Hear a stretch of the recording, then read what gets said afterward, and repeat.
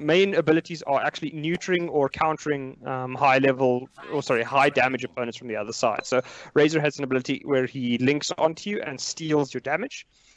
He also stuns you for a millisecond. It slows you. Is it stun? I think it's 100% slow, but it's a slow and damage is returned whenever you cast a spell on him. Then he has another passive that allows him to just travel a bit quicker than... Sorry, not travel. It's not the passive anymore. Apologies. He can also basically shoot out a giant lightning wave, which does damage to all the creeps in the area. And the final ability is a cloud that pops above his head and deals lightning damage to everything in the area and can be pretty damn potent. So Razor, as I said, generally considered an anti-carry used to specifically hard counter certain opponents. Nibble is going to use the last few seconds of the game to pick up a true carry in the name of Sven. So they do have a bit of a blue vibe going on here, only broken up by Doom.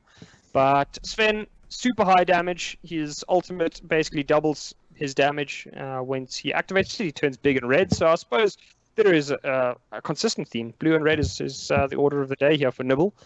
On the side of White Rabbit Gaming, it is actually going to be Wind Ranger being picked up by Castaway. Wind Ranger is generally a mid laner. I mean, as you can see, she's got a bow. Archer tends to attack very, very quickly. Has a couple of lockdowns as well, and we will get into the game as soon as we can as the guys are putting on their hats. But for those of you that have come to see Penguin ZA... Yeah. I mean, for those of you that have come to see Penguin ZA's decisions on who's got the best hat, it is unfortunately not available today. We're gonna we can have to vote for it. Obviously, Sand King gets it. Does seem like that, yeah. Yeah, Sand King looks glowingly gorgeous right now with all that green swag. Almost RGB like, you could say. Almost RGB like. Well, one component at least. Did you hear what I did? Beetle, for some reason your mic on my side is really soft. I have no idea why. Prof sounds good. Hopefully the stream issues are all kind of sorted out. Hopefully. Yeah. So hopefully my camera is working as well. Yeah, what's up? Are you going to lead us through the teams, or would you like me to? You can lead us through the teams if you would like to, sir. All right, cool. So for the side, let's actually start on the dire side this time. Okay. So we're gonna start off here. We have Commander. He is on the Sand King. Then we will have ourselves the captain of White Rabbit Gaming. That is Chidawi. He's got himself an extra name there. He's going to be playing the puck. In the mid lane is the South African superstar Castaway. He is pretty much the de facto #1 South African player at the moment, although there are a couple of contenders. Schlinks will be picked up by, well, we'll be grabbing the Ogre Magi. And OK, we'll be running the Monkey King for the side of the Radiant. We have Toki Wartooth grabbing the IO 2.0 on the Doom.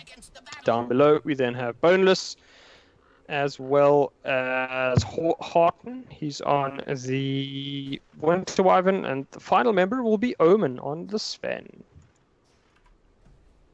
Yeah, that's going to be a pretty exciting game. I like games with Sven, to be honest. They always have a lot of high impact, I feel. Hopefully not going to be too disappointed by saying that right now. Not that caster's curse, as sometimes happens. Yeah, that is a distinct possibility here. So, Prof, I mean, I haven't really had much experience of this new Dota patch. Of course, lots of the pro and Dota veterans were very excited for this to come out. So far, it seems to be quite well received. People still trying to figure out exactly what's going on. So hopefully, you know, we can learn something new today and try and teach a couple of the people a new thing or two about what's going on in this new patch.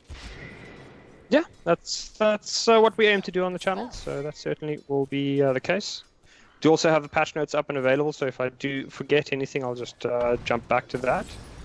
Yeah, I think having those open is going to be pretty crucial here, because I don't know too much about the new reworks and things. I've seen a couple of things. Right now, we are going to see a little bit of action down below as Chidawi draws first blood, and looking for more as Boneless tries to get out of here. He's kind of creep blocked. Always got to be careful when running through the trees. not to get caught up by the trees, but the creeps manages to get himself out of danger, and yeah, looking quite good right now for them. Yeah, I mean, as I said, White Gaming is the #1 team in South Africa, so they will be an incredibly difficult opponent for Nibble to get over here. And Chidawi immediately showing how potent he is. They're running dual lanes, so trying to put pressure on all of the lanes at the moment. Just trying to make certain that they get the best possible lane. Caster is going to have a bit of a rough time with the 2v1 mid, though. IO generally is running in the mid lane to try and help up. Caster, you can see, getting very, very aggressive. Damn near kills IO there. Yeah, I mean, as you said, he was getting aggressive or getting a little bit of trouble in his segments. He kind of just used the slave and got himself HP, came back in and put pressure back on the IO, who's now kind of having to go back and stack some creeps in the jungle. So going to free up a little bit of space for himself middle as Sand King now rotates bottom, picks up that regeneration rune. Something that I saw that was quite cool is that Pudge can now hook regen runes, or any rune for that matter. That's quite cool. I want to see a Pudge. Yeah, that's... well, maybe. I think White Tribe Gaming is certainly the more likely of the two to try and pull out something like that. It is a fun hero to watch, is Pudge. Not always very successful. Yeah, one of those fun... We need a Rock Lee Pudge from Exdee. And I enjoy watching his Pudge. But right now, it looks like Wyvern taking a lot of damage. Trying to juke out Sand King, but not going to escape. As, come on, bruh. Does a nice little burrow strike to pick up the second kill there. Nice nice pressure being applied here from WRG. Just not giving Nibble any room at all to breathe. Yeah, fantastic play there by Odie, making certain that they punish the support on the bot lane. That's twice that he's died now. It means that Boneless basically has to play a lot more safe because he doesn't have any potential savior, and they're immediately going to take advantage of that as White Rabbit. Boneless, right now, just HP, on the... he's trying to dodge. Carry on, sorry. Back down there. We're on the camera zone. Alright, so Boneless is going to be saved there for a half second by Hearten, but he does end up getting finished by Chidawi, and that will be that. So once again, another kill. The off lane here becoming a major problem for the boys of Nibbles Esports. Yeah, and it just looks like if we look at the last hits chart as well, WRG just doing a good job to secure their spots there. 22 kills on that Windrunner, of course. That's a hero that I'm quite excited to see in this patch. Is it with an Aghanim Scepter that it can just keep running and attacking, or is that just its normal ulti rework?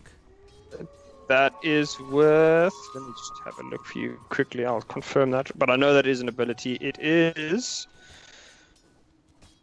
No, it's just a normal ability. Once you get that ultimate, you can just keep running and attack. So very, very potent is the Windrunner. Yeah, I'm keen to see what certainly happens a dangerous. So right now we kind of just in the early game stages. Just to explain to everybody what that kind of means. It's kind of the laning stage. Not a lot of action normally goes on unless there's hyper aggressive laning and rotation and gangs, which we haven't yet seen. There's been some nice kills early on, but everyone just kind of focusing out on getting those last hits. They need to do this to secure themselves that ever so precious gold. While I talk down below, look how aggressive Puck is getting. Wyvern having to just frost up there as Bonus turns around, uses that damage link, which steals all of the Puck's damage, and with that movement speed that Bonus has, managing to just keep up with the Puck, gets himself a little bit of bonus damage, 56 damage to be precise. And while I'm talking, I missed the kill up top as Monkey King secures the Doombringer. And I also missed the kill middle as well. I'm terrible at this observing thing, Prof. I need you. Well, I mean, it is a bit of a rough one. It's going to be one of those games, I think, where White Rabbit Game is probably going to be getting multiple kills on the lanes. So, as you can see, the one weakness of the IO is that because he's linked up close and personal with Sven, it allows a Windrunner who has an ability where she can shack heroes to one another. It basically gives her a much bigger target to go for. And top lane looks like Doom is under pressure. Is in trouble. As you were saying that, he tried to play aggressively, and Schlinks just turned around, set him on fire. Okay, finished him off with a nicely placed stun, and of course, when Monkey King gets those attacks off you and manages to get that crit, it can be very, very dangerous. Now Omen gonna try and do something on Castaway mid. IO into support, but Castaway with a lovely little shackles to just slow things down. Taking a little bit of damage here, but just playing around with that wind run, evading ever elusive attacks, and just continuing to harass as we see Omen having to use a cheeky little healing salve there to restore his HP. Yeah, so I mean, Castaway playing it very, very well there. He understands exactly what Omen and Toki are trying to do, so he's able to. Here comes the stun. There we go. Perfect setup. Sven should be dead here. Stun comes out.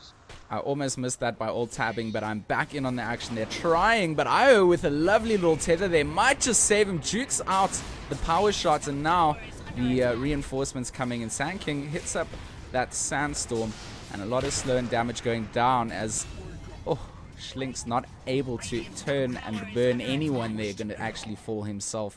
And now Sand King trying to turn and do something. Omen down very, very low, as is Monkey King actually jumping on the action here, focusing down on Doom. But there's a lot of low HP people. Omen tries to turn around, but Castaway comes back in to support his teammates, and this is really, really good. Yeah, it's getting a bit chaotic now. But clearly White Rover Gaming does not want to keep this game going for very, very long. Hyper aggressive in the lanes, multiple movements by the heroes into the mid lane, just to make certain that they win any sort of engagement. And I mean, Shidawi's the only one that's not really decided to move over, but he's not looking too shabby himself. Up at level 6, does he make it out? He might have actually stuffed that one up, and he does. Yeah, as you mention his name, he is going to fall. Try to get out there. We know that Puck can be quite elusive when he's jumping around. But unfortunately, they're just missing the timing and getting caught out at the end of the day. Yeah, very, very easy. Oh, poor old Turkey. It was nice knowing his good friend. He's going to fall. Down goes the sub. Yeah, unfortunately, as a Wisp, being caught out in that kind of position after being a heavy support middle, once you're alone, you're in trouble there, right? You can't even tether to anyone. Sometimes you can tether to a neutral creep, try and escape. But in that sort of circumstance, not going to make it. And right now, no respect being shown as they're just going ever so aggressive. Castaway behind the enemy tier 1 tower, going to finish off Omen, and now turn back on Wyvern. Misses a shackle onto a tree, but still manages to land that power shot with a couple of seconds of charge. So now just going to wait it out. Sees that the IO going to come in and tether, and just aggressively chasing up behind. The support coming in from Schlinks, of course, to just give him what is that? Blood? Is it Bloodlust? What is the name of the spell? Yeah, Bloodlust. Yeah, Bloodlust, which gives him bonus attack speed, which on a hero that has a fast attack speed and attack animation, pretty sick. Yeah, very, very sick. As top lane, we are once again going to see 2.0. That's going down. Okay, so guys, okay, his actual name is Whelp. I'm not going to use his previous name. It's rather on PC. Okay. So, well, doing very, very well. Yeah, that is his legit name now. It used to be a lot worse. His legit name is okay or Whelp? Whelp. Okay, Whelp. Right now, it looks like Shidawi just trying to play aggressively as well. They are going on Winter Wyvern, but Wyvern now going to try and do something as Razor coming in to support the edge of those Razor lasers and to catch out Puck.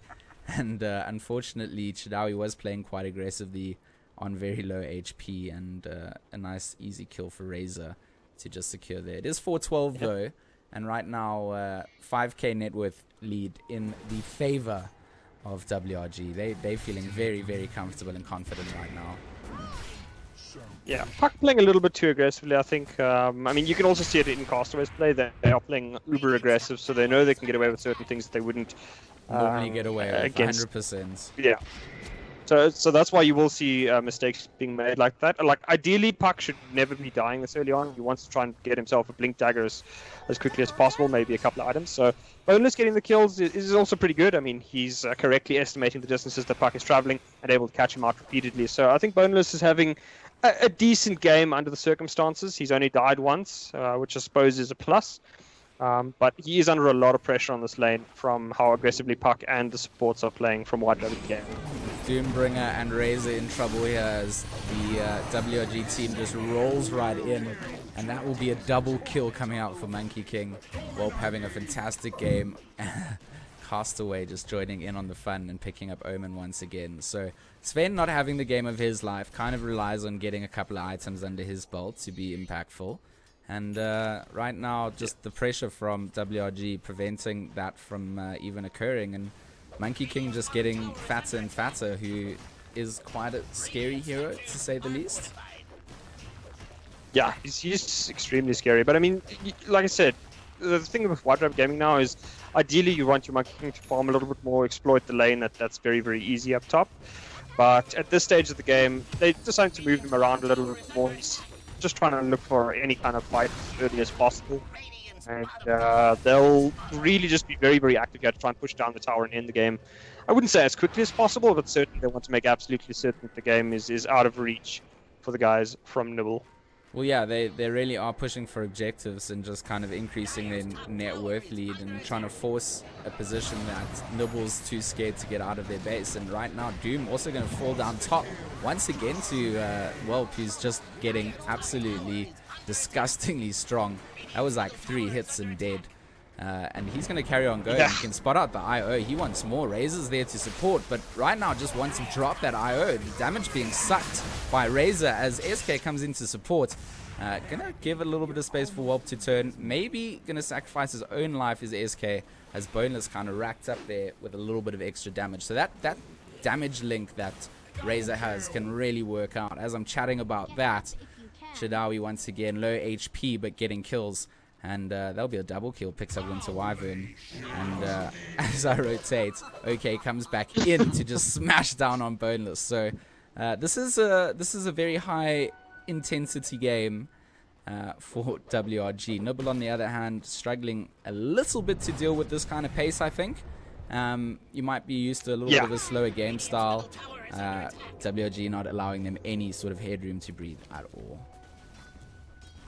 Yeah, well, the thing is, like, really the primary difference between a team like White Rabbit Gaming and a team like Nibble is that they understand how strong their heroes are. And I mean, that sounds kind of stupid, but like, the thing is, they know how far they can push a situation. So you can see Castaway, like I said, he gets uber aggressive because he knows he can run under the tower, and he knows how to play in that situation because he's fairly certain that Nibble won't know how to react to what he's doing.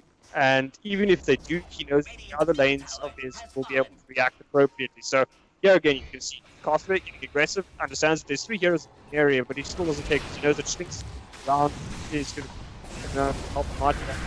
Oh, they are going hard, and Wisp going to actually just fall right down as Castaway just stands at the back doing as much damage. There is going to be a rotation from Boneless, but so does Whelp. Whelp going to land a massive stun. Castaway gets 1, a big stun coming in as well, and this is just going to be a cleanup crew going down. Omen managing to land 1, but he's going to fall 2 as Monkey King picks up the double kill, and WRG just going ham. That's going to be all 5 from Nibble wiped down, and surely allow space on this tier 2 to just drop down. Castaway is low, but he doesn't care.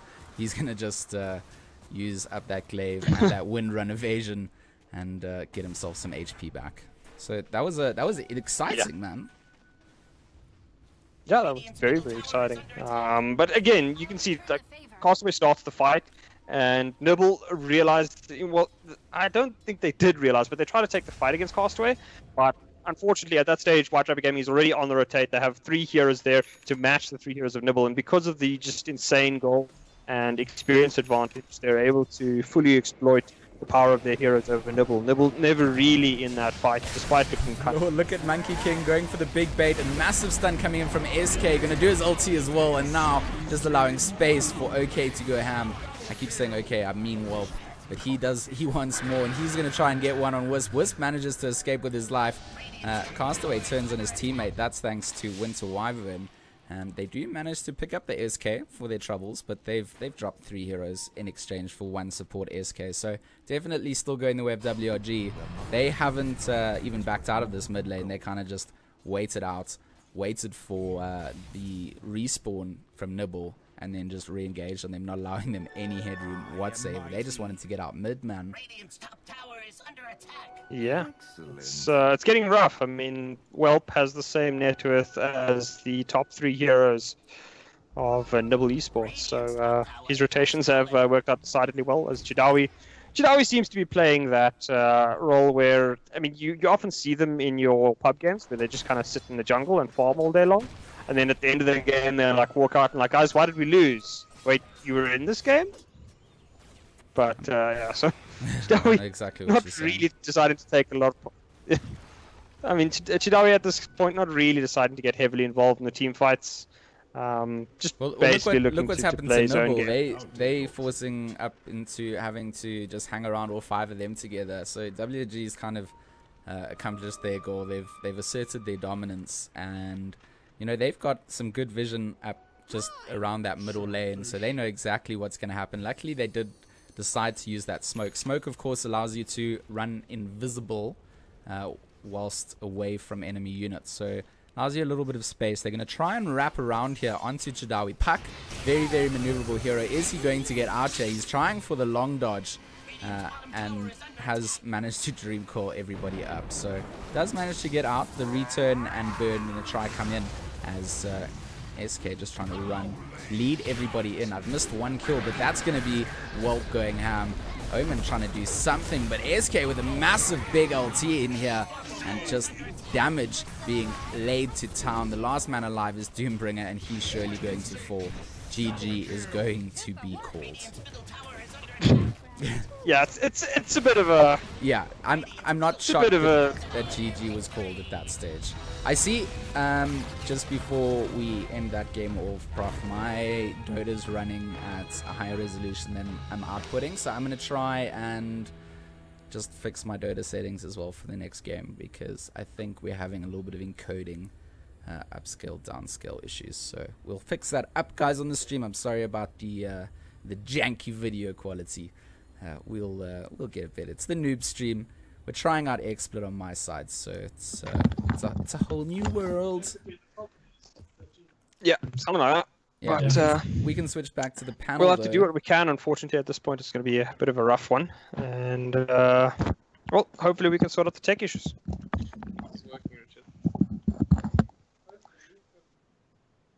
Okay, are you guys back? Hello, Beetle. I didn't hear Beetle. Prof, do you hear Beetle? Yeah, I can hear Beetle now. Sorry, there was a double sound earlier. I might have muted something that I shouldn't have. Oh, okay. Well, it's all good. It's all good. So kind of a sort of expected outcome from the start to finish of that game. I think WRG just came in hard and just kind of kept the pace up the entire game. Didn't allow Nibble any sort of breathing space. Eventually just taking those engagements. They hadn't even dropped their tier 2s, but they just knew that with the lead that WRG had with the lineup, especially with Whelp's Monkey King just going ham and getting absolutely fed. He was so strong. He was like 3 or 4 shotting people. So yeah, he was very, very happy. Yeah, no, I mean, I think White Rabbit Gaming played it correctly. They didn't need to do a whole lot of, I mean, how can I put it? They didn't really need to work too hard in that game. They knew that so long as they got slightly ahead in the early stages, then they could exploit their laning advantage pretty heavily. And well, being able to rotate off that top lane meant that life became very, very easy for them. They just started taking fights everywhere. Castaway won his mid lane handily. And I mean, unfortunately, you really just put that down to a massive skill gap on the part of White Rabbit Gaming, and certainly a huge experience advantage as well in terms of, you know, the players have been in these situations before. They know how to react when things are going south. Yeah, I think you've summarized exactly what I was going to just say there. So now you've just taken all the words right out of my mouth, Prof. Sorry. Yeah, it's okay. I kind of wanted more out of the Sven. I know I said I was excited for Sven. They kind of tried supporting him as much as possible, putting the IO, the Wisp, in that lane. For those that, you know, may have not watched Dota before and have just been used to seeing one hero middle, it's quite common in these sort of levels of games that people put a support hero into that lane to try and give an advantage over someone that may be a little bit stronger than them. Castaway playing on the Windrunner, maybe a little bit more advantageous over a melee Sven, so they put the IO into that lane to try and help him out.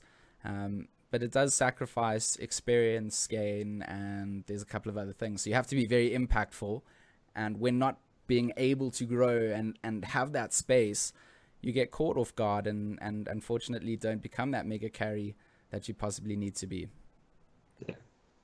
No, I mean, I do think Castaway played the mid lane perfectly. He was up against what is usually a pretty strong laning, a pretty strong laning pair in the Sven and the IO, but he just knows how to exploit the inexperience of the two players. So he knows that if he focuses on the IO enough, then Sven will try help the IO, and that prevents Sven from, perhaps farming a little bit better and all the rest. Beetle, do you have anything more to add to our analysis, our amazing analysis post game? I know it was great.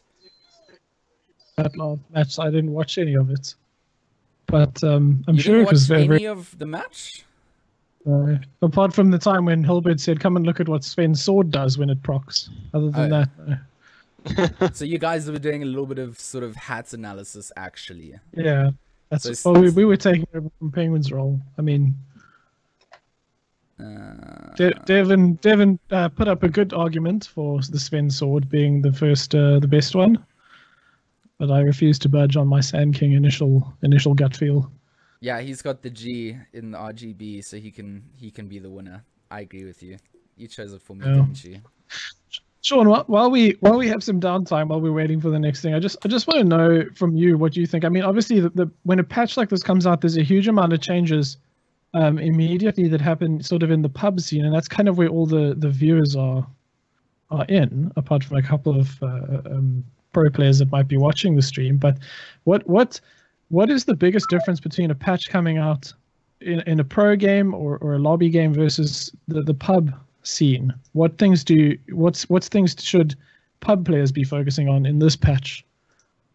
Bane. Well, the thing. Apart from Bane, yeah. Well, I mean, the thing about pubs is that generally pretty much everything goes in a pub, you'd almost say. Like, you can't really prevent a teamie from doing something silly. Whereas at pro level, generally the players are much more aware of what kind of things they can exploit and what they can't. So it's more difficult to play against bad players when you're a lower ranked player yourself than at the top level, where they can ruthlessly exploit a single mistake. So for I'd say for pubs, I'd say mostly just try and figure out heroes that. I mean, I wouldn't necessarily say strong, but heroes like learn your new builds, because this is generally the way Dota works. Is that in pubs, is that the pros, like, that's where they start practicing their new item builds, how they want to run a certain hero. Like, for instance, the two new heroes. At the moment, there's a lot of debate. Is the Pangolier going to be a mid lane hero? Is he going to be off lane, carry, that type of thing? And that's where you'll generally see it, is in the pubs first. Pro level play, you won't see it very often. Or at all at the moment, outside of, I think, the tournament that started on Tuesday. But in general, they will not be allowed to play that hero at the highest level because of the fact that it is clearly unbalanced at this point. So it just takes a couple of patches for IceFrog to get our balances right before they can introduce them into the captain's mode. Yeah. Basically. Well, in theory, it's a couple of patches. In theory. Let's talk about Tiny, because I know there's been a lot of hate about Tiny being an underpowered hero that is now an even more underpowered hero since they took away his tree and his craggy exterior. And sort of the inverse of that is that they buffed Io to try and overcompensate there. So basically what they're effectively saying is Tiny is now completely useless without Io. Yeah. Look at the distaste on Prophecy's face when he thought of Tiny IO. He was just like, Well, I mean, it sounded like Halbert had something to say. Sure, yeah. Probably the biggest problem with Tiny is that by moving Craggy and such and changing the way the hero actually functions, you change the option to be the kind of snowbally mid link with Tiny, or just as like a raw carry that could be used as like a counter to something that is very physical damage based, and obviously melee as well, to something that could potentially be used as a roamer but doesn't have the mana pool to support it. So I guess this is the Noob stream to make it simpler. Basically, it's not necessarily that the hero is bad, it's that he doesn't fit into any particular role well. There's almost always certainly something that's better than him at doing the same thing. So the tree thing, I'm not sure what it was about. I'm not sure if they thought it was the case that this was going to actually make the hero better, but I think it's definitely had the adverse effect where you can no longer rely on Tiny to be that hard-hitting sort of semi-carry that can snowball out of control, and is now just a roamer that doesn't have enough mana to be a roamer. So technically he's useless. I wouldn't say he's useless. There's always something that someone can get right. And I mean, if you think about the combination of a Tiny with like an IO and an Ogre, for example, two heroes that can make him hit faster and harder. The fact that he has the tree ability now means that he can potentially work as if he had an Aghanim Scepter much early on. So the right kind of position, when there's enough of a skill discrepancy, you could probably just outskill an opponent using it. But I don't think it's a good hero. I don't think we're going to see a lot of Tiny. And speaking of Pub Bane, White Rabbit's first ban in the Game 2 ban phase is the Bane, followed by our classic South African Lich. And on the side of Nibble.Horde, we have Ancient Apparition and the guy with the trees. Nature's Prophet. Nature's Prophet. It's called Furion, bro. I think the only thing with Tiny though is that with the tree, I mean, when you can throw the tree now. My question is, why can't they just make that like a mini stun? Or maybe make an Ags upgrade where you don't throw the tree away, or you don't have that 5-hit tree. You can keep the tree forever unless you throw it away. Then you got to go get a new one, and so why not just have the hero back to how he was? Well, no, that's also a good idea. Thanks for the suggestion, Devin. Yeah, I'm going to send Valve an email about it. Be like, listen, guys, I think I have a great idea for Tiny. Instead of giving him this tree ability, give him an Ag set upgrade that gives him his ability to hold the tree in his hand, and then give him another spell called Crag Exterior, which gives you a chance to stun somebody on hit. But yeah, so I mean, sounds perfect to me. Can I just say something that about this Bane, by the way, and why it's being banned out?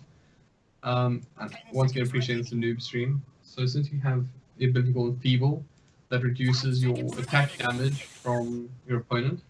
The big thing about this is that even if you pick something that is quite magic dependent, so something like a Lina that can still get right clicks, or even something like a Shadow Fiend that can still find the last hits on creeps by using actual magic spells, obviously unaffected by Feeble shooting attack damage. The problem is you can't win your lane, because even if you're able to creep, you're never able to finish the job. Like even if you think of like something like a Lina with a kill combination, she stun you, hit you with Dragon Slave, and then follow up with a Good Blade, and then use her passive Fiery Soul to get additional attack damage out and actually finish the job and kill the hero.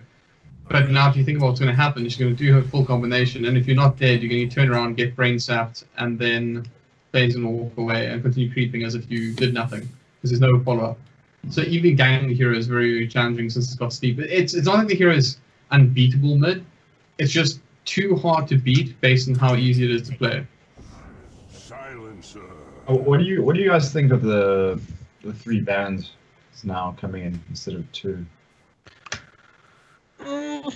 It's actually an interesting one. I mean, I know in League of Legends they just recently went to 5 bans. And most people thought that it would actually decrease the number of different, I think they call them champions played, and it actually increased the number because that makes sense. Theoretically, not necessarily, because I mean most people are like, okay, but then you just ban the next 2 things on the strongest list, and what ended up happening was the change is it's going to limit the amount of combo heroes that are played, or heroes that play off each other. You're going to have to be more creative in creating those pairs and those laning duos, because people are going to be. It's going to be easier for people to block your duos. Oh, that's fair. I don't know if that's entirely true, because I agree with you that you will need to be more creative. But the thing is that in Dota there are many heroes that perform a similar role, and a very good example of this is let's talk about one of the most well-known, most toxic combinations of a Dazzle and a Huskar, right?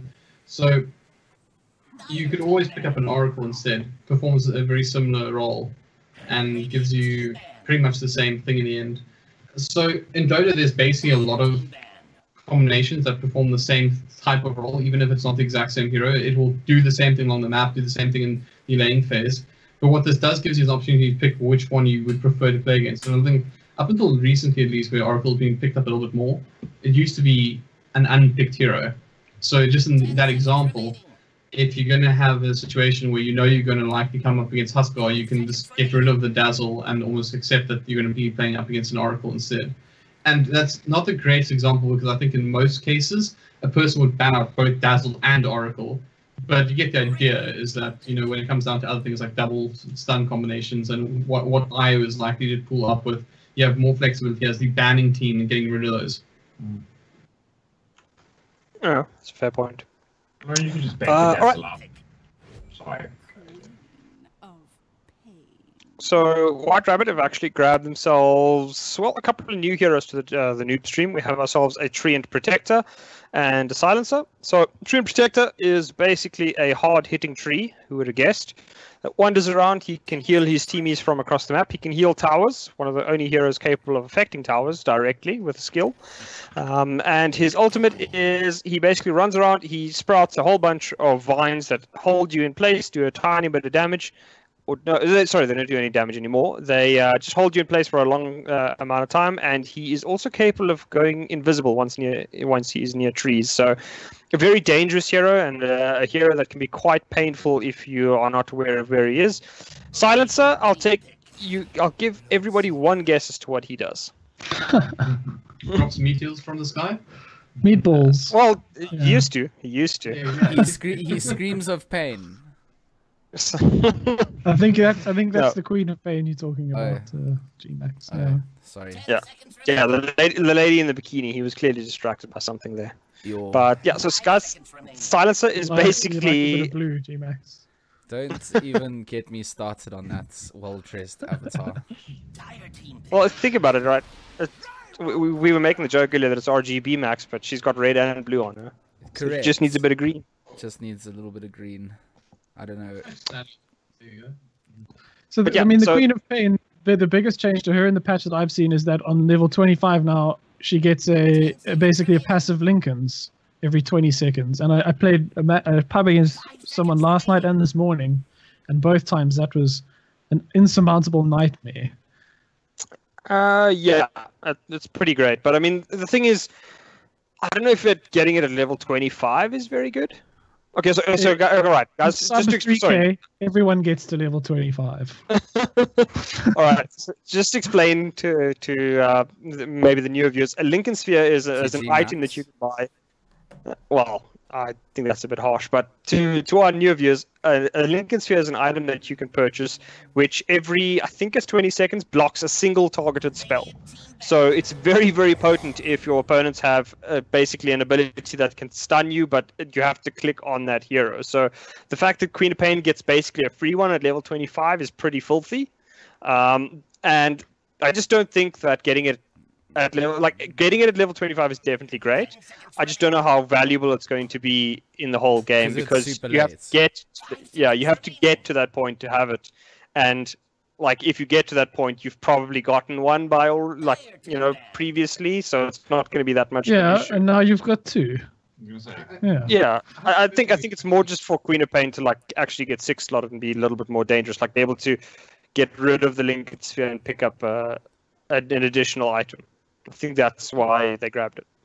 I'm just curious, do you know there's the new Roshan refresher talisman, I forget the name of it. But Yes. does that refresh talents? Well, it would be a passive 20%. It's a good question. 20 The seconds. patch notes don't say. It just says third Roshan kill cooldown is Don't independent from think- refresher. So I don't think it would refresh the spell block. submit it to that Dota Mythbusters thing that Yeah. Dota Cinema does the test. The thing is as well, like, I mean, just like a random thought about Queen of Pain is that really old school worlds used to have a Queen of Pain getting a refresh orb. And they used to generally get like Scythe of Ice and refresh orb, so they get the dual ulti, dual texes up. It'd be quite interesting to see what happens if you get a Lincoln Sphere on a Queen of Pain, and you get the. I don't think it's worthwhile getting the Refresh Orb anymore, but getting the. Is it called Refresher Talisman? I can't remember what it's called now. The Roshan thing. Does anyone know? What's it called? It doesn't say refresher orb. Single-use consumable. Single-use consumable refresher orb. Yeah. It has an actual name, but anyways, this called Refresh Talisman for now. Sorry for everyone who's going to be confused for the rest of their life because they started a Dota career watching this. But quite interesting to see how that kind of works out, because often we talk about Roshan and what he gives in the game, you generally see Cheese and Aegis and somewhat interchangeable, and you just generally have your heroes that are best used with those two items. But now having this refresher effect, there's obviously going to be heroes that are better suited for it that may not be the same ones you'd put an Aegis or a Cheese on. So something like Queen of Pain could be absolutely horrific with this thing, because if you can think of like a scaling Queen of Pain going for the likes of Scythe of Iceball, maybe a Bloodthorn, and then you have to deal with 2 Queen of Pain LTs, 2 Hexes, 2 Silences, and 3 Dispels. Like, that's pretty crazy, actually. That Bloodseeker tongue is quite disturbing. It's quite rough. Yeah. Yeah, that.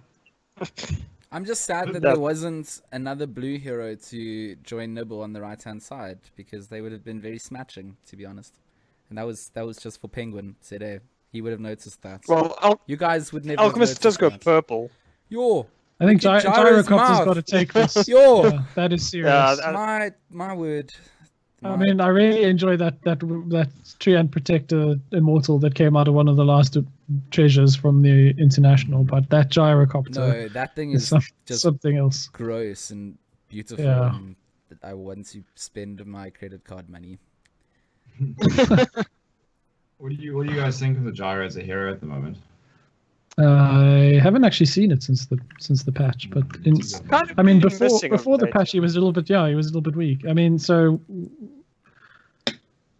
okay, so there's a lot of changes to homing missile, and yeah, they basically made homing missile a bit more annoying. So it travels. Okay, so Gyrocopter has a couple of abilities. His ultimate is he basically drops a huge amount of damage. He sends two bombs. The first one slows you. The second one does tons of damage in an AOE. He then can basically flat cannon everything in a small, in a fairly large area. He basically attacks on one thing and then attacks everything in that area as well. He's got a homing missile which he plants on the ground and that can fire through. And then the last ability is he basically shoots rockets around himself, but it hits everything in a very, very small AoE. So if there's only one thing, that thing takes tons of damage.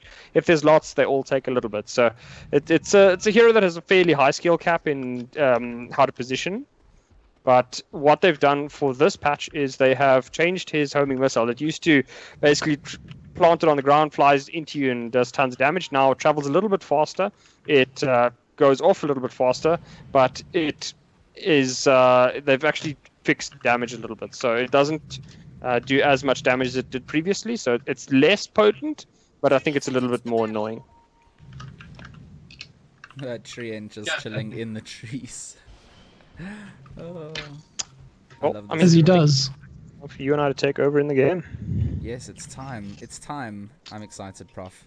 It is game 2, though. Do you want to summarize what happened in game 1? Introduction for the teams. We have Boneless. He's going to be picking up the Bloodseeker. Toki Wartooth, this time charging around on the Spirit Cow, Spirit Breaker. And we have Hearten is back on Winter Wyvern. He's actually spotted Schlinks as Toki Wartooth. He's not going to do a whole lot of anything except club him a couple of times with his lantern, and that's about it. Completing the lineups quickly, we have Open. He's on the Alchemist in the mid lane. Up top is 2.0. He is in a whole lot of trouble on that Abaddon, trying to run for the hills, and he's actually going to make it to them.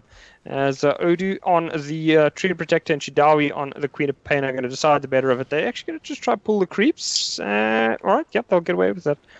In mid lane, we have Castaway. He is running his Ursa. And down below, we have Schlinks on the Silencer and OK, otherwise known as Whelp, on that mean-looking Gyrocopter. Yeah, and things are already starting to look a little bit hot and happening. That early Spirit Breaker charge just kind of hyping us up. For the moment, while I think he just sorts something out quickly. So Omen up against Castaway in the middle, and this is a match which it should be a break even, but you can see Castaway is getting very, very aggressive. So he's actually standing between the two creep waves over here, which makes it much, much more difficult for Omen to actually get into the area. and it's a very effective way of zoning out a player. Castaway is going to get jumped here by Toki Wartooth. As you saw, the little hoof icon above his head does indicate he's being charged. But that's not going to do a whole lot. At this stage, it's a very, very difficult hero to get out of. A lane is Ursa. He's a naturally tanky melee hero, and you'll see whenever he hits something, he gets a little bit of a claw mark above them. What happens with that ability is it's his passive called Fury Swipes. What he does there is every time he hits a hero or he hits anything other than a tower, it takes a little bit more damage the next time he hits it. So the longer you basically get wailed on, the more damage you take over time, and it scales pretty excessively. So he's a very, very dangerous hero, is Ursa, and his ultimate basically makes him attack extremely quickly. And you can see where the trouble gets to, as I'm actually missing some kills here down below.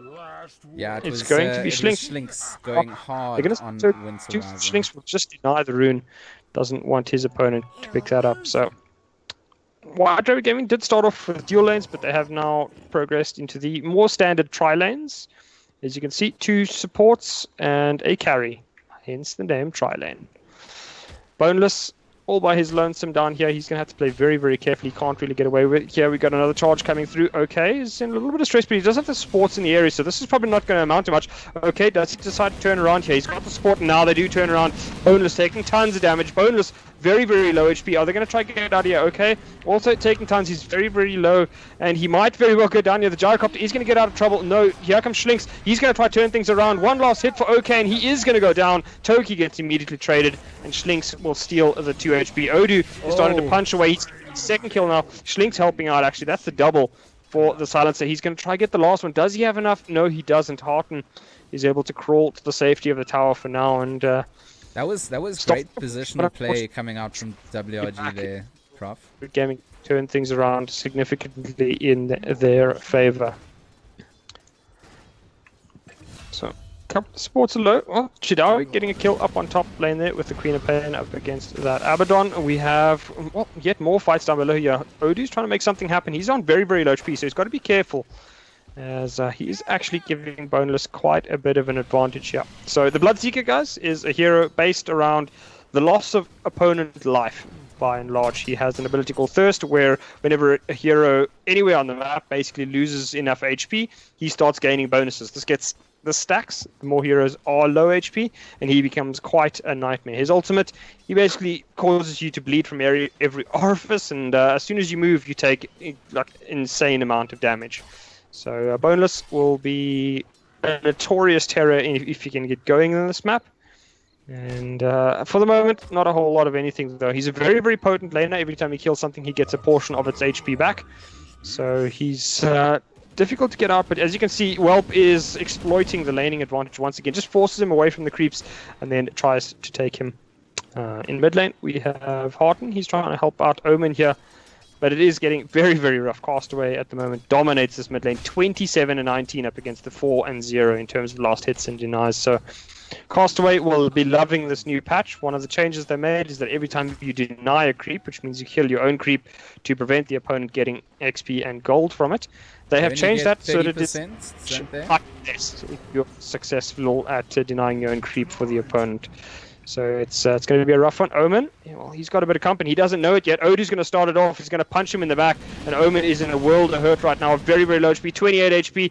Does he get the last one? Does Odu? It's a battle of the slowest people in the world. And finally, Odu will win it. As Toki comes in trying to help out. But, I mean, Odu is not really in any sort of stress. A couple of stuns come through. So Odu, if another one comes around, does Toki win the battle of RNG? And no, Odu's going to play it correctly, uses the Nature's Guys to get into safety, and that will be that. Yeah, just making a lot of quick early plays coming in here, Prof. I like the way that WRG is just playing super aggressively. Prof? Okay, wait, I can hear you now. Can you hear me? I can hear you now. I don't know what happened. I've been trying to talk, but you haven't been there, so Did you mute me in Skype? I don't know. Something's gone wrong, but you seem to be back now. Okay, I'm back. I'm sorry, but I've enjoyed your solo casting. It's been absolutely amazing. You've had your sort of life quite busy. Like I was trying to say, WRG once again just playing aggressively. The way that Odie is moving into support, they've managed to allow Whelp to turn on quite a couple of kills as Castaway gets another kill. You mentioned earlier that he's having quite an enjoyable game, and kills to that just make it ever so more enjoyable. I mean, Ursa Warrior, one of those heroes that does have the potential to snowball, and he's kind of looking like he's trying to set himself up for that kind of position. And if Nibble are not careful, they might get caught off guard by that. Yeah, they definitely will get caught off guard. Harton, well, he's about to get punched to death. Does he make it out of trouble? Top lane? He manages to fly over those trees. I mean, without that ability, he would have been in just a little bit of trouble. But managing to just get himself out of trouble. Odu just going to use his invisibility to just exploit that vision and keep them in control. So Boneless going to try and rotate on top, but Wyvern in trouble once again. Odie just standing and hitting. He's got that Leech Seed ability to just steal HP and take HP away from them, slow them down as well. Jadawi, of course, with the slow ability as well. Not a nice lane to be up against top, especially trying to just get your last kill, your last hits and stuff. Toki going to drop down as my favorite Gyrocopter picks up a kill behind that tier 1 tower. Yeah, it's starting to look a little bit rough. Yeah, it's a couple more stats coming up on the side, you guys. Auto Donkey, so all those terrible supports that no longer upgrade the courier, they get that for free now. So yeah, that's as it said there, that's important for pub matches. Everybody knows that when playing a pub game of Dota, the argument for the courier never ceases. And that mark of when it's able to be upgraded, and please upgrade, and your supporters buying boots, and you're sad, and yeah, those are all gone. Dota's a less toxic place now, thanks to that. But I mean, for pro games, what does that actually affect? What is the impact of this, in your opinion, Prof? I mean, I think it's the bigger change is that courier is just a bit more expensive now, so you won't be able to get certain early game items that sports often do. You know, maybe not getting the early game ganks with something like Dust, perhaps, because the courier. I think the courier is it doubled in cost now? I think it's doubled in cost. It's 200 gold now, so it's a lot more expensive in those terms, and it might just change what pro level supports will be picking up. So they won't be as aggressive earlier because they have to wait an extra minute or so to pick up the additional gold to get the item. Ursa managed to pick up a Aegis while we were chatting there, and that's going to be fundamental in Castaway as Jadawi tries to escape top, but the trifecta from Toki, Hearten, and Boneless managed to catch him out. So it's another kill on the board for them. They've doubled their score. They've picked up a second one here. So it's kind of at the stage now that Ulk really needs to get on this farm cannon hard, doesn't he? He needs to start picking up, get a little bit more impactful. It's problem is he should have been on it already. Yeah, no, it's sure. A bit late. Yeah. So I hear the fight going down. Yeah, you're right. They are going down below. Toki down low. Schlinks may fall too, and that does work out for them. They've doubled their score once again, and Schlinks though did get one for his trouble. Look at Shadawi though. He's just going ham behind that tier 1 top. He's dropped Bonus down. So that Bloodseeker not having the game of his life. The TP coming in here from Alchemist, but Shadawi going to blink away. Is going to survive with 200 HP. And down below, Odu just causing grief. Trying to just slow down Hearten once again, who has to rely on that ability to fly over that edge and get himself to safety. So right now, it's Nibble on the back foot while WRG just continue to push ahead forward. All of this time, creating a lot of space for Castaway mid. He's just loving the farm ability. No one's hassling him. This is pretty much working into WRG's game plan. They just relying on, you know, good fundamental teamwork. They capitalizing early. They're already at 7k net worth up. They've dropped the tier 1 mid and imminently probably going to go on, you know, the tier 1 bottom and top as well. Yep, well, Sounds like somebody's going to be charged. Odie's actually going to get stunned. That might actually tell them that they are being charged. Okay, he's going to try to get himself out of trouble. Immediately activates the Rocket Barrage just to force Toki back. And here we go. Odie and OK are going to start working on that cow. And there we go. Easy kill. Space Cow came in hard like a wrecking ball, turned and burned. Had to head back home. Unfortunately, Ursa just there as well. Castaway going ham. He's going to get disgusting very, very soon, if not already. I mean, with an Aegis under your belt, you're allowed to play a lot more aggressively, as you are afforded a second life if you die. He's not looked like he's going to lose the first life just yet. So there goes that tier 1 bottom, as I mentioned earlier. So they're getting their objectives as well, continuing the grind, trying to force out. They just need one more game and then they're done. So they're one game ahead, and it's really up to Nibble to try and force out a game 3. So a couple of stats coming out from our statsman Sargon. Shout out to him, MVP. So Whelp in 17 match of Dota 2 in the last South African LAN tournament. Whelp only died 12 times. In this match, he's already died. What did it say? Twice. Okay. He's already died twice. So okay. I didn't read it that tells us one of two things. that tells us one of two things. Either Nibble is great, or Whelp has considerably declined in skill. Or he's just playing aggressively. Yeah, that too. Yeah, look at Castaway. He's just behind this tier 2. Abaddon going to use that LT, which if he takes damage, gets HP back. But if you don't hit him, he gets nothing back. Odie is then... oh, look at Bloodseeker.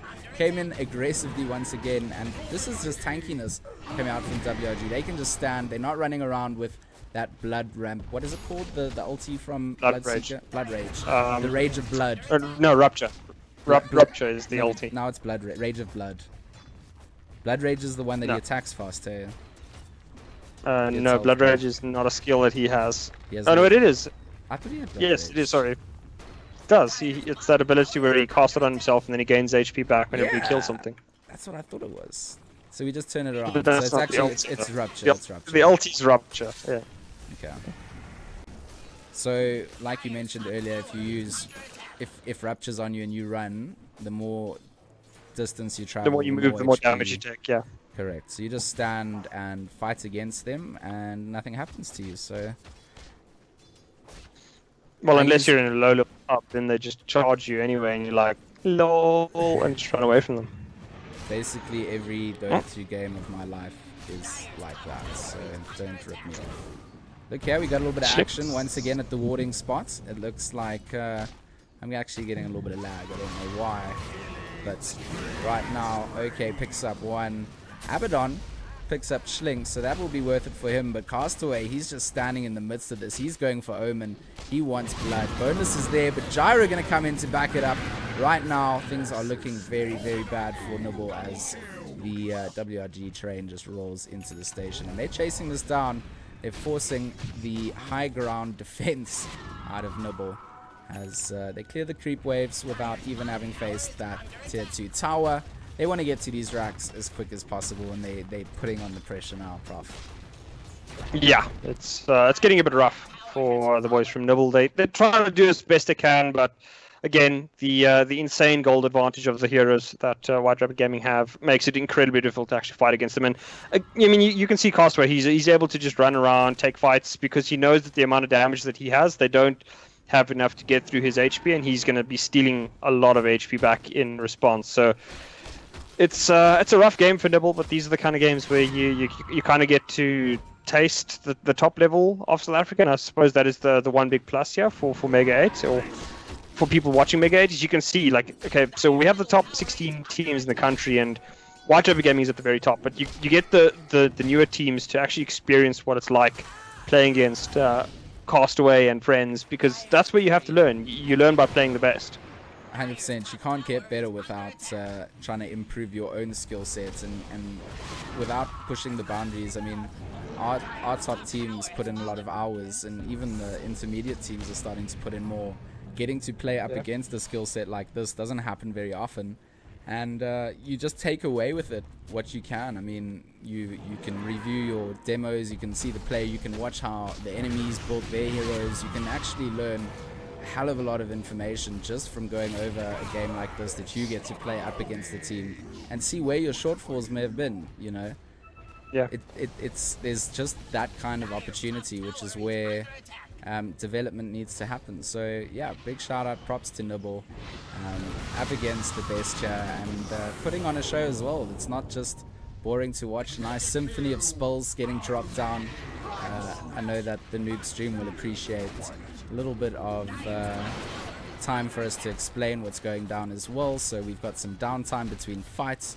They're just staging this fantastically for us to enjoy this Sunday afternoon of broadcasting. Yeah, Castaway's in like full troll mode, so they've just brought it. Well, it seems like the entirety of White Rabbit Gaming is in full troll mode now. So, two heroes have picked up an item called the Meteor Hammer. It's a brand new item, guys, added in the latest patch on Tuesday. So basically, what this does is it gives it's not really that great in terms of the stats, but what it does is it allows you to channel a meteor that lands that is able to stun a whole bunch of things in a fairly small area, but it like one thing that it does give is the ability to do damage to towers as well as stun them, which is I'm still trying to understand how you stun a mechanical object. It can stun the tower. I haven't even seen the Meteor Hammer being used. I don't know if they're fixed, so I'm excited. Like, I don't know if it's been fixed, but you'll see it now. It's ridiculous. But when it first came out, it could stun the towers. I'd love to see if they fixed that yet.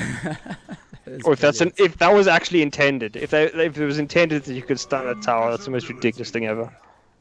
So yeah, I mean, there's been a lot of debate. I know that one player in particular, Scant, South African, that now coaches in Southeast Asia, has said that he does not think it's a very good item at all. He says for the amount of channel time that you have to use, it's actually a pretty terrible item. Okay, so maybe a little bit just of a pub fun item. So there you go. Those are the meteors coming in here. Look at the stuns going down. Stunning the tower. Yeah, quite cool, man. I don't really understand the point of it. Rapture being used on Castaway. He's just running up. He's got his what is it called? His rage. Enrage. Yeah. Yeah, he doesn't really. He's just gonna stand. He can't really do a whole lot of anything at this point as the fight is going through. Big ulti coming out. Fantastic ulti. There. Oh, just timing their spells, managing to pick up Toki on the back of that as well. Everyone else kind of low. They're gonna have to go back to base to heal up. May allow a little bit of space up top. Try and get the racks there. The stun towers, the stun cannons coming in once again. I like those. Look, here comes another one. Pew pew.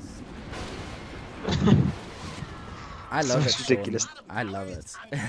It is ridiculous. It's so ridiculous. I don't know why is it's gonna stun the tower. Oh, this is brilliant. So this is kind of what's fun about new patches, right? Cool new things come out, and in a game like this, which is, you know, it is Mega8, and you know, there's a little bit of space here for WOG to play around. So they're going to do this and get to showcase the new Meteor Hammer. So I'm mighty impressed. I don't know if I could be impressed. Mighty impressed. It's like very. Okay, might get punished for his Meteor Hammer here though, as Castaway turns on his teammate. Well played by Winter Wyvern there, just locking him down. So they do pick up one for the cheeky tower pressure coming out as Chidawi tries to. He does actually get the stun down and manage to blink away as well. So Castaway stuns up that mid tower, almost dropped down, gonna get denied. No, he doesn't. Does it have DPS on it? It does, right?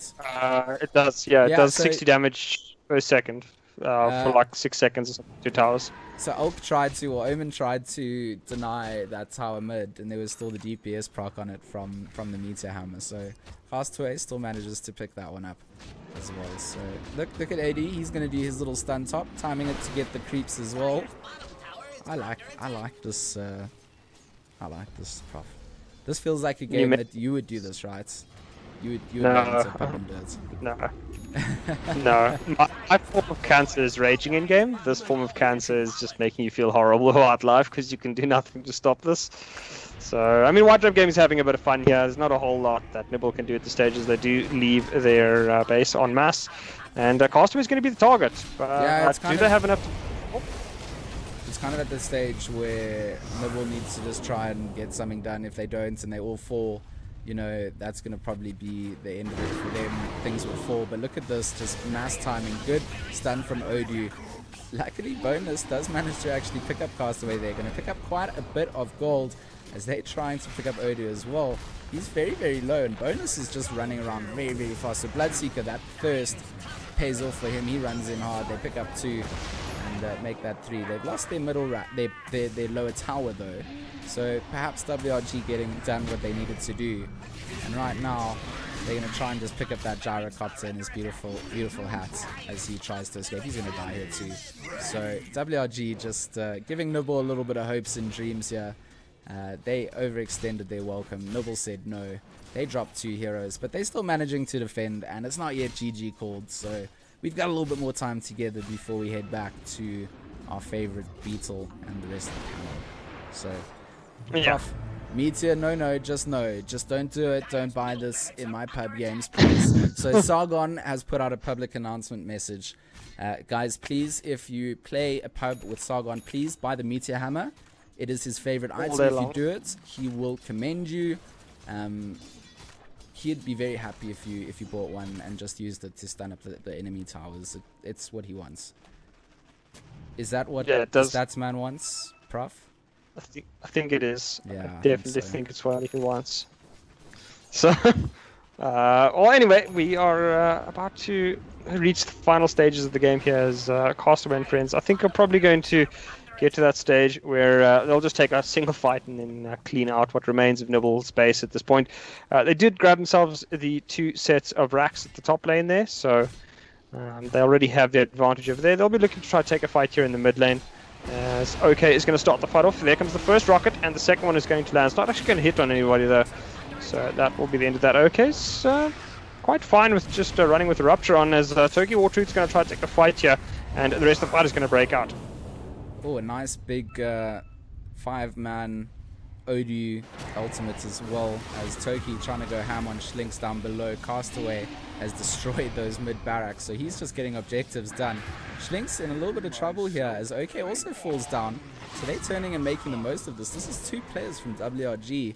WRG just nibbling away at those barracks, but Nibble on the hunt for more, and that's a big Chidawi ultimate. But going to be caught in the middle of 2 players. Odie going to pop out, get 1 for his troubles. Toki trying to get stuff done, but Castaway with the jump in and just showing that they are not done yet. Now, the last man alive Alchemist has to try and defend everything. And GG, well played. That is the end of the 2-game series. Nibble, unfortunately, not managing to hang on to the very end there, but trying their very best to just hold on to things. Yeah, well, I mean, we got to see some ridiculous stuff. Meteor Hammer is pretty stupid, I think, to say the least. But in general, again, White Rabbit Gaming just clearly a level above Nibble. Although Nibble did, I think they looked a little bit better in this game than they did in the previous. So, I mean, not entirely a wash for the Nibble boys. But I think really what Nibble can learn from this is go and have a look at what White Rabbit is doing in the lanes and learn how to deal with that kind of pressure, because that's what you're going to be dealing with the higher level you go in South Africa. Yeah, it was kind of just the speed and pace that they just managed to get their objectives done, get their farm. A lot to learn from them, but well played to Nibble, and interesting games. I enjoy casting every Dota game that I can, so it was fun. We got the Meteor Hammers. I'm hyped about those. And Queen of Pain. I just like the Queen of Pain. You mentioned that already. It's nothing to do with the bikini outfit. I highly doubt that, but you can stick to your stories. Thanks, G-Max and Prophecy, for that last series. That is 2-0 to WRG versus Nibble. An expected outcome, more than likely, I would say, based on the what appears to be just a skill gap difference between the 2 teams. Yeah, I agree with you. I think that's what it comes down to. But still entertaining games nonetheless. I mean, how seriously did Nibble take those games, though? It was an IO pick in the start. There was a jungle alchemist.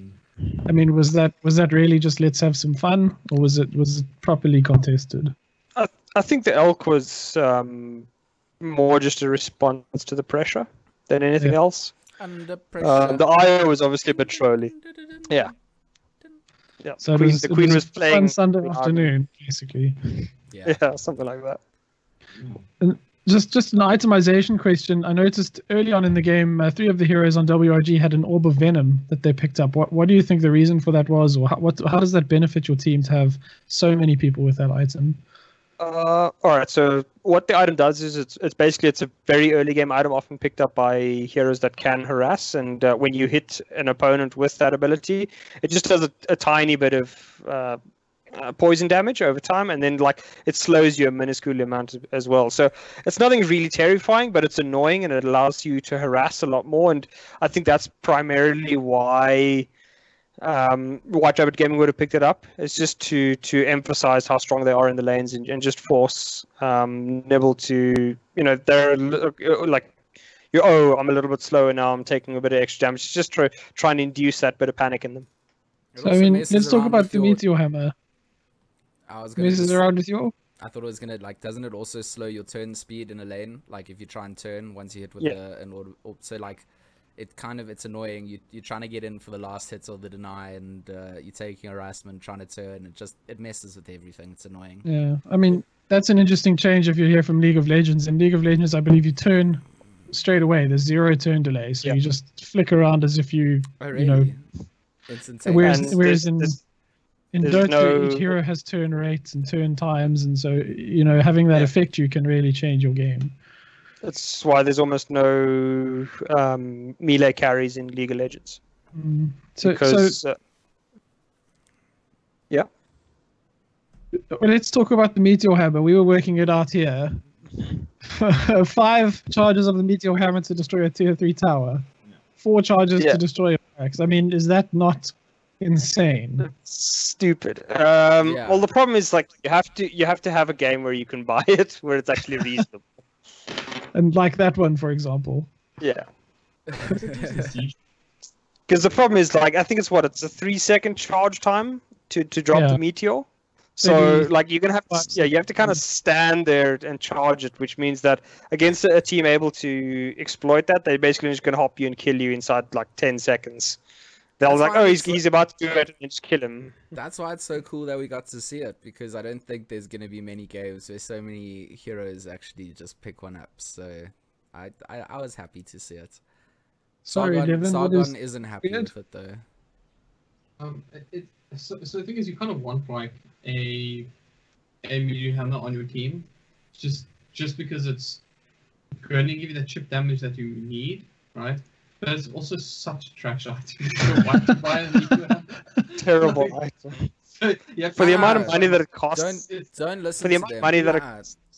It's brilliant. Position support. Like, listen, once you're done buying all these wards, just get us a nice Meteor Hammer for when we're looking to chip away at that siege damage. But I mean, can you not use it for things other than sieging towers? Is there not another? No, because no one is to stand there and wait for you to channel like these awesome powers. It's like on the what was that thing? He was on a little like a cement layer or something like that. I can't remember, but slowly moving. That was a pitchfork.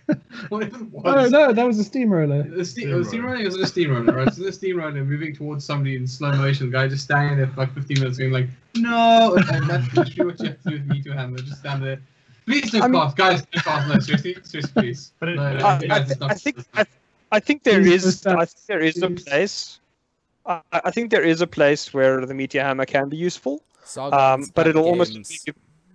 I'm just saying, like, it'll almost certainly be picked up by a team with other forms of lockdown. So if you have something like a Magnus reverse polarity, if you have an Enigma black hole, something like that, where you have an insanely large area of effect lockdown, which allows you to then abuse that the long cast time on the meteor, and then it's an insane form of extra damage to get. But I don't think you're going to be seeing it very commonly. Like, you might see it one every maybe 5 pro games at best. I think it's Prof. I have a question for you on that. If you think about what heroes that would want to use that item instead of just dealing damage for 3 seconds, because I mean, think about like so you have the Enigma, you have the Magnus, right? Like heroes that would want to, that you could pull that ability with.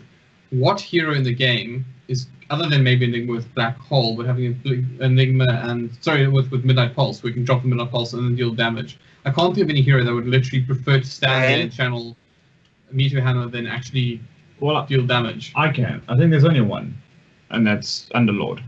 I mean, if he puts down his trap, his Q, and then he throws that on top of it, he's got himself a maybe, combo. It's a very good area of denial, like you're saying, is that, I mean, even if he does drop the trap, you can just, you can fake it out. You basically stand there dropping the meteor, and then people are like, okay, well, I'm not going anywhere near that.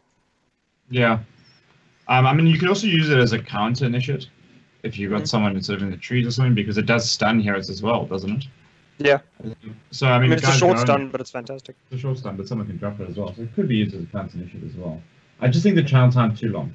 I mean, it's 3 seconds and it's another half second before the meteors actually come down. Oh, really? So it's 3.5 seconds before any damage is done. They need to almost make the channel time 1.5. It's called good game sense. You must predict it 4 seconds in advance.